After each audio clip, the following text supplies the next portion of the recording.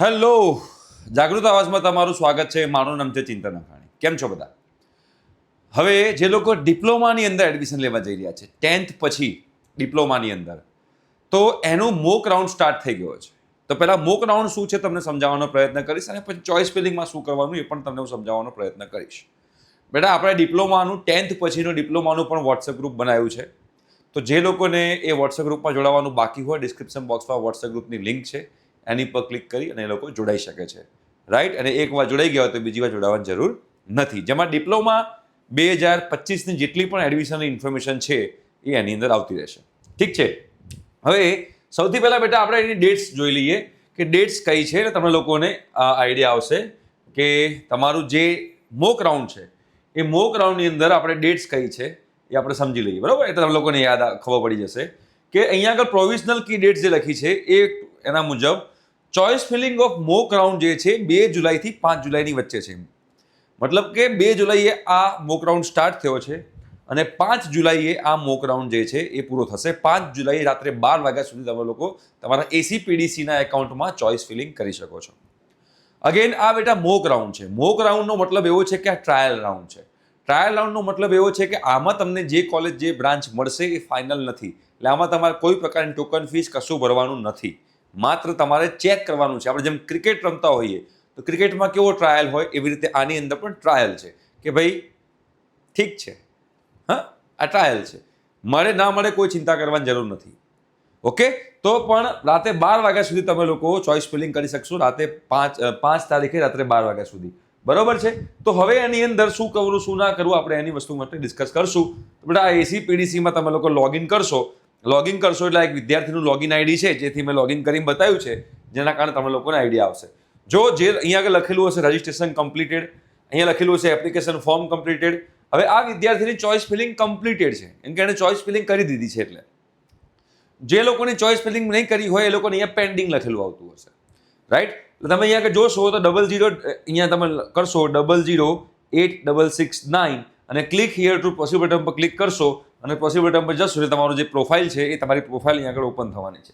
અહીંયા number of choices available બતાવે છે 1159. આ 1159 નંબર ઓફ ચોઇસીસ જે છે બધાની કદાચ અલગ અલગ હોઈ શકે. જે લોકોને TFWSમાં યસ હશે એ લોકોને આટલી બતાવતી હશે, જે લોકોને TFWSમાં નો હશે એ લોકોને એનાથી ઓછી બતાવતી હશે. TFWS શું છે? TFWS એ ફ્રી સીટ. તમારે સેલ્ફ ફાઇનાન્સ કોલેજમાં પણ ફ્રી સીટ જોઈતી હોય તેના માટે તમારે TFWSમાં એસીપીડીસીમાં તમે જ્યારે કરાવ્યું હતું રજિસ્ટ્રેશન એ વખતે તમારે TFWSમાં યસ બટન પર ક્લિક કરવાનું હતું. રાઈટ? તો જે લોકો યસ કર્યું હશે એ લોકોને વધારે ચોઇસ બતાવતી હશે.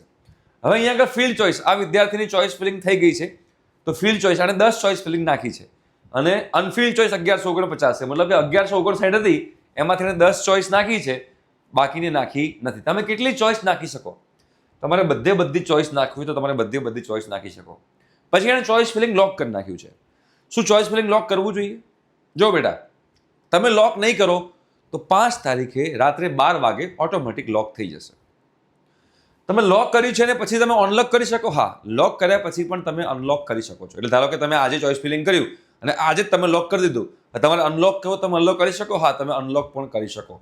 પણ 5 તારીખે રાત્રે 12 વાગ્યા પછી તમે અનલોક ના કરી શકો, એ કે એ ડેડલાઇન છે.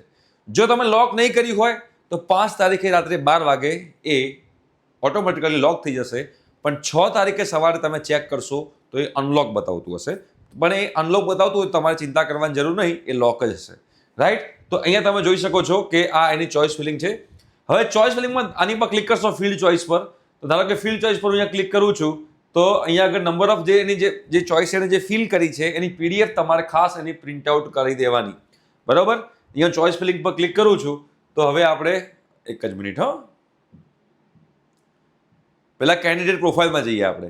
હવે કેન્ડિડેટ પ્રોફાઇલમાં જશું આપણે તો તમને ખબર પડશે કે આનો જે ડિપ્લોમાનો રેન્ક જે છે 3636 છે, 3636 છે. જો ટ્યુશન ફી વેવિયર સ્કીમ TFWSમાં એનું યસ હોવાને કારણે એને ચોઇસ વધારે બતાવે છે. ઓકે? અને આ તમારો ગુજરાતનો રેન્ક છે 3636, જે તમારા મેથ્સ, સાયન્સ અને ઇંગ્લિશના બેઝ ઉપર તમારો આખો રેન્ક બનતો હોય છે. બરોબર છે? હવે અહીંયા આગળ આપણે ચોઇસ ફિલિંગમાં જતા પહેલાં જો આને લોક કરી નાખેલી છે અને અવેલેબલ ચોઇસમાં પાછો જઉં છું.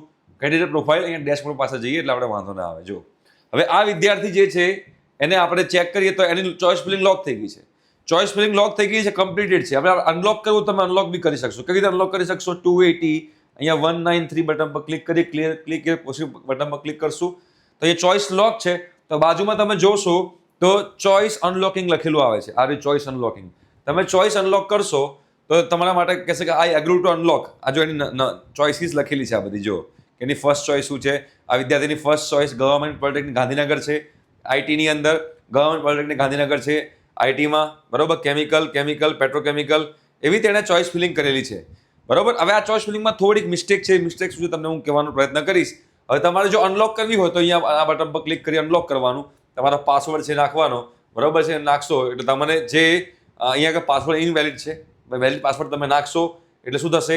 તમારી ચોઇસીસ અનલોક થઈ જશે અને અનલોક થયા પછી તમે ચોઇસીસમાં ચેન્જ કરી શકશો, ચોઇસીસ એડ કરી શકશો, ચોઇસીસ રિમૂવ કરી શકશો. આ બધી વસ્તુ તમે લોકો કરી શકશો આની અંદર. ડિપ્લોમાની અંદર વાત કરી રહ્યો છું આ, રાઈટ. હવે ચોઇસ ફિલિંગ કેવી રીતે કરવી? સૌથી પહેલાં તમારે સમજવાનું કે તમારે સૌથી પહેલાં સમજવાનું એ છે કે ફર્સ્ટ તમારે સૌથી પહેલાં તમારે કઈ કોલેજની કઈ બ્રાન્ચમાં જવું છે. ફોર એક્ઝામ્પલ ગવર્મેન્ટ પોલિટેકનિક અમદાવાદમાં તમારે કોમ્પ્યુટરમાં જવું છે તો તમારી પહેલી ચોઇસ હોવી જોઈએ government polytechnic Ahmedabad computer engineering. આ તમારી સૌથી પહેલાં ચોઇસ હોવી જોઈએ. આડી અવડી ચોઇસ ફિલિંગ નથી કરવાની. સમજો, પ્રાયોરિટી વાઇઝ સૌથી પહેલાં તમારે શેમાં જવાની ઈચ્છા છે? સૌથી પહેલાં તમારે શેમાં જવાની ઈચ્છા છે?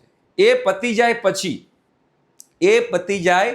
પછી ધારો કે પહેલી ચોઇસ છે, મને ધારો કે આ ચોઇસ નથી મળતી તો મારે હવે બીજી ચોઇસમાં જવું છે. આડું અવડું નથી કરવાનું. પહેલાં કેમિકલ નાખી દીધું, સિવિલ નાખી લીધું, ઇલેક્ટ્રિકલ નાખી દીધું, મિકેનિકલ નાખ્યું, નીચે કોમ્પ્યુટર નાખ્યું. ના, એવું નહીં. સૌથી પહેલાં તમારે જેમાં જવાની ઈચ્છા હોય પહેલાં એ લખો. જો એમાં ના મળે તો પછી બીજું શેમાં જવું છે એ લખો. જો એમાં ના મળે તો ત્રીજું શેમાં જવું છે એ લખો. એ ના મળે તો ચોથા શેમાં જવું છે એ લખો. એવી રીતે તમારે લોકોએ ચોઇસ ફિલિંગ કરવાની છે. ક્લિયર થાય છે વાત? હું તમને શું કહેવા જઈ રહ્યો છું? બરોબર છે. કેટલી ચોઇસીસ નાખવાની? તો ઘણી બધી ચોઇસીસ નાખવાની. ચોઇસ લોક કર્યા પછી રાઉન્ડ 1 તમારું સ્ટાર્ટ થશે તો એમાં ફરીથી ચેન્જ કરી શકાશે? તો હા. ચોઇસ લોક કર્યા પછી કે ચોઇસ અનલોક રાખ્યા પછી પણ જ્યારે એકચ્યુઅલ રાઉન્ડ 1 સ્ટાર્ટ થશે તો એ એકચ્યુઅલ રાઉન્ડ 1માં પણ તમે લોકો ચોઇસીસમાં ચેન્જ કરી શકશો. આપણે ફોર એક્ઝામ્પલ માર્કેટમાં મોબાઈલ લેવા જઈએ તો આપણી પહેલી ચોઇસ શું હોય? પપ્પા શું કહેશો? પપ્પા આઈફોન જોઈએ છે. પપ્પા કે આઈફોન તો નહીં મળે, તો આઈફોન ના મળે તો પછી આ જોઈએ છે. જો આ ના મળતો તો પછી આ જોઈએ છે. પછી છેલ્લે શું કહેશો? ફોન કોઈ બી અપાઈ દો ને, બધાને તમે ના તો પાડી. તો ચોઇસ ફિલિંગ પણ એવી જ છે. પહેલાં મારે આમાં જોઈએ છે, જો એમાં ના મળે તો આમાં જોઈએ છે, જો એમાં ના મળે તો આમાં જોઈએ છે, જો એમાં ના મળે તો આમાં જોઈએ છે. એવી રીતે તમારે લોકોએ આની અંદર ચોઇસ ફિલિંગ કરવાની છે. આઈ હોપ છો કે તમે લોકોને ખબર પડી ગઈ છે કે મોક રાઉન્ડમાં ડિપ્લોમાની અંદર કેવી રીતે ચોઇસ ફિલિંગ કરવાની છે. મેક્સિમમ ચોઇસ ફિલિંગ કરજો જેના કારણે તમને લોકોને આઈડિયા આવે. લાસ્ટ ડેટ 5 જુલાઈ છે. 5 જુલાઈ સુધીમાં તમે લોકો ચોઇસ ફિલિંગ પૂરી કરી દેજો. ઠીક છે? Thank you so much. By.